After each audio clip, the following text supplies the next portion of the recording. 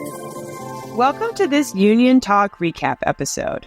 It's Pride Month, and it is as much a time to celebrate as it is to stay vigilant against the political and social threats aimed at the LGBTQIA+ community.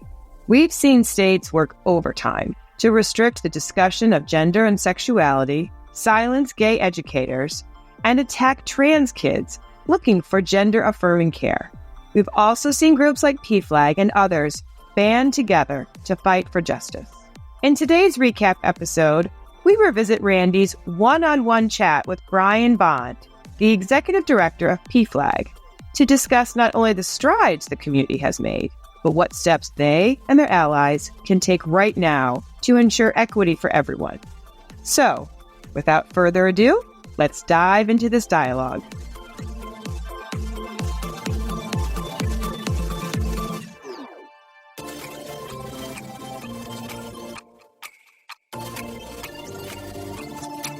Every student deserves to be safe and have the freedom to learn and to thrive. And you're exactly right, Randi. They threw stuff at the wall, and now especially trans kids are what they're seeing is for political gain only. I don't even think they believe this stuff, but for political gain and to hold power, they are literally putting our kids at risk and our educators at risk.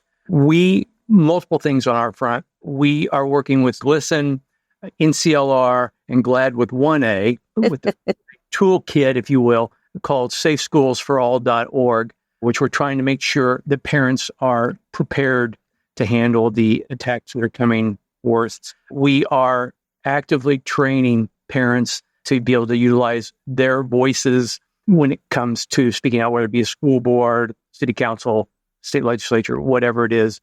As I think you know, we sued the governor of Texas for their attempt to accuse parents with trans kids of child abuse after trying to provide life-saving, gender-affirming care for their kids.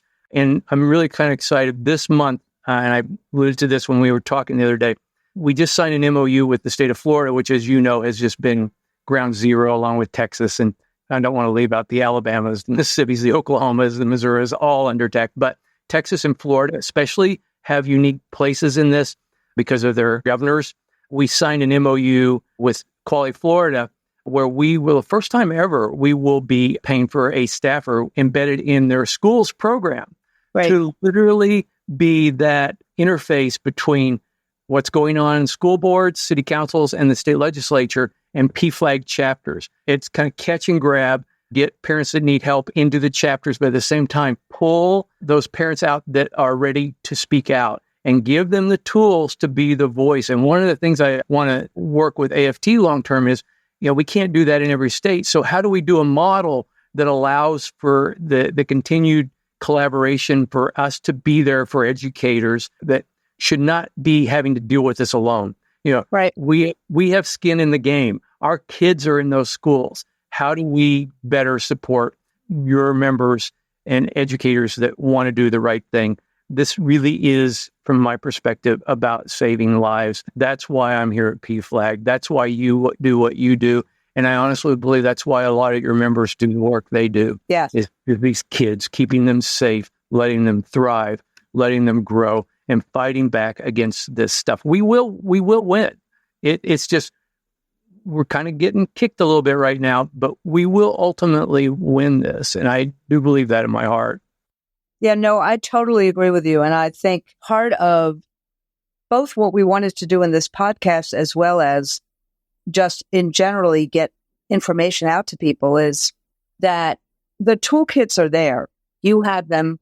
We have them. How we create community around this is what's really important. Because no one can go to a school board meeting, an adversarial school board meeting by themselves. You can get too easily bullied online. Individual kids, marginalized kids, can get too easily bullied in a hallway. So we as the adults, teachers, parents, we have to create some sort of community and basically cauterize the bullying and also teach people about, even when they don't understand what's going on, to lead with compassion and talking about things as either how we're saving lives, because I think you were starting to also refer to the fact that LGBTQ youth are more susceptible to poor mental health, to violence, to suicidal thoughts than other youth. And so we are really saving lives when we step forward to be there and be not only a support, but an anti-bullying force.